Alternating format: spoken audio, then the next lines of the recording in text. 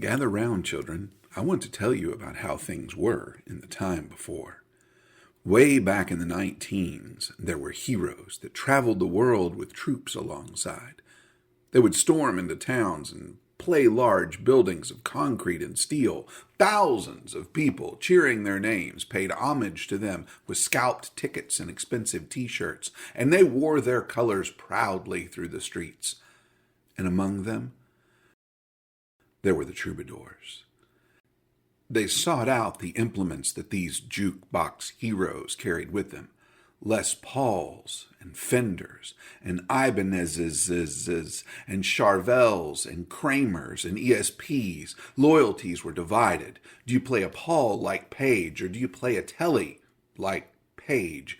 A secret language dominated this competitive society, and these men and women grew up to find employment, shelving their dreams, storing their gear. They fell into a routine, trapped like lemmings into shiny metal boxes, contestants in a suicidal race. And then in the 20s, an illness covered the world.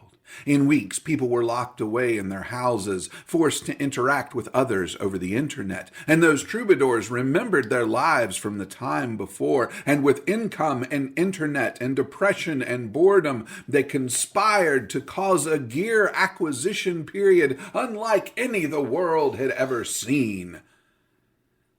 And there was this availability of cheaply made, easily modified guitars, and online stores quickly ran out of their products, and no more were being manufactured. No more were coming. Prices skyrocketed, and the natives grew restless, and what was once a $150 impulse buy crossed $200, and then was hunted down at $300 and pledged at $400 as people became more and more desperate to feed the gear gods. Online auction prices soared. And then, just as quickly as it begun, suddenly the illness was almost forgotten. People returned to the factories. Companies cried out to fulfill the orders they'd already taken. 2-year waits shortened to just 6 months, and suddenly gear was available everywhere. A picker's paradise. Stores with hundreds of guitars. And there they sat. Because the hunters had gone back to grazing. The troubadours had returned to work. The players went outside, and people began, in the most heinous description possible, to thin the herd.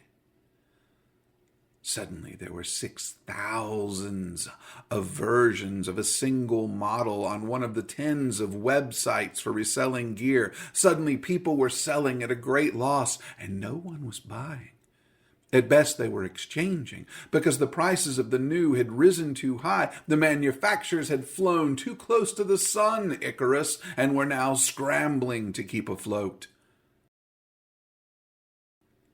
And in that day, dear children, a man decided to champion the most unlikely of guitars, the small, the unwanted, the refuse, the unloved, the often overlooked.